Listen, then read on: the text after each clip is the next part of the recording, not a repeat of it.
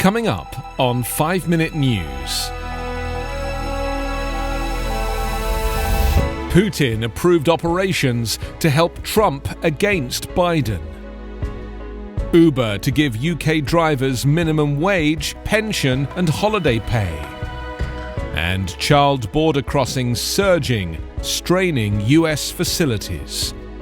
It's Wednesday, March 17. I'm Anthony Davis. Russian President Vladimir Putin authorized influence operations to help Donald Trump in last November's presidential election, according to a declassified intelligence assessment that found broad efforts by the Kremlin and Iran to shape the outcome of the race, but ultimately no evidence that any foreign actor changed votes or otherwise disrupted the voting process. A report released on Tuesday from the Office of the Director of National Intelligence represents the most detailed assessment of the array of foreign threats to the 2020 election. These included efforts by Iran to undermine confidence in the vote and harm Trump's re-election prospects, as well as Moscow operations that relied on Trump's allies to smear Joe Biden, the eventual winner. Despite those threats, though, intelligence officials found no indications that any foreign actor attempted to interfere in the 2020 US elections by altering any technical aspect of the voting process, including voter registration, ballot casting, vote tabulation, or reporting results. The report is the latest official affirmation of the integrity of the election, even as Trump supporters continue to make false claims of interference from foreign or domestic actors and refuse to accept Biden's victory.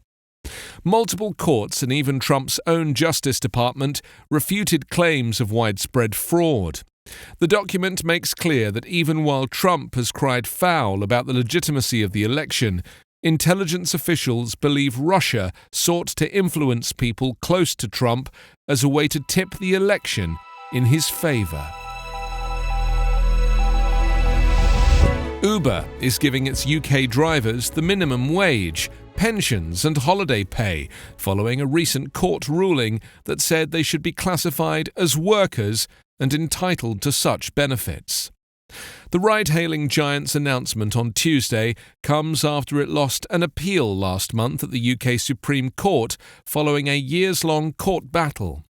The court's decision holds wider implications for the country's gig economy.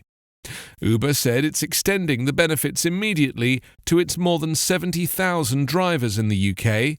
Drivers will earn at least the minimum wage, which currently stands at £8.72, or just over $12. Drivers will also get holiday pay, equal to about 12% of their earnings, paid every 2 weeks, and they'll be enrolled in a pension plan that both they and the company will pay into.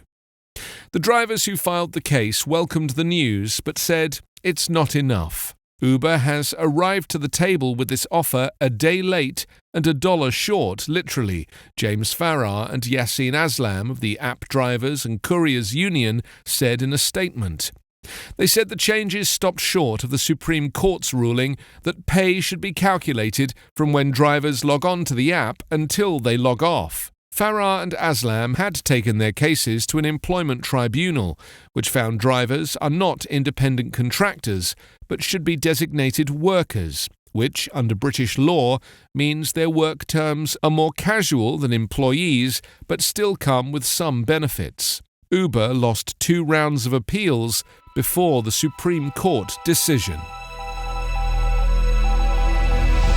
A surge of migrants on the southwest US border has the Biden administration on the defensive, with the head of Homeland Security acknowledging the depth of the problem on Tuesday, but insisting it's under control and saying he won't revive a Trump-era practice of immediately expelling teens and children.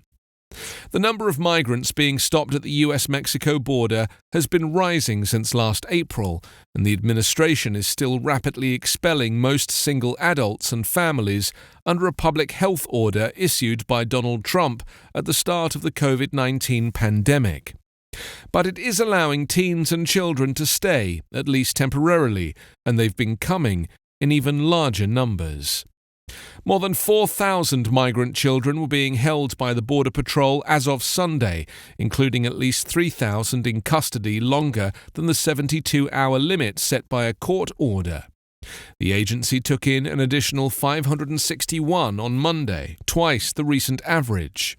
It has put President Joe Biden in a difficult spot, blasted by Republicans for what they view as encouragement to illegal border crossers, and by some Democrats over the prolonged detention of minors. It's also a challenge to his effort to overhaul the broader Trump policies that sought to curtail both legal and illegal immigration. The number of migrants attempting to cross the border is at the highest level since March 2019 and is on track to hit a 20-year peak.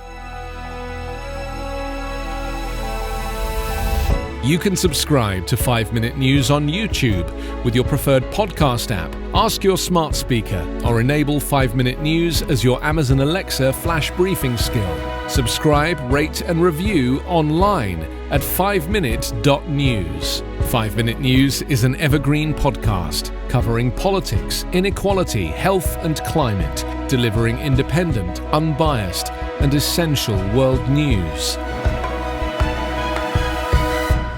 daily.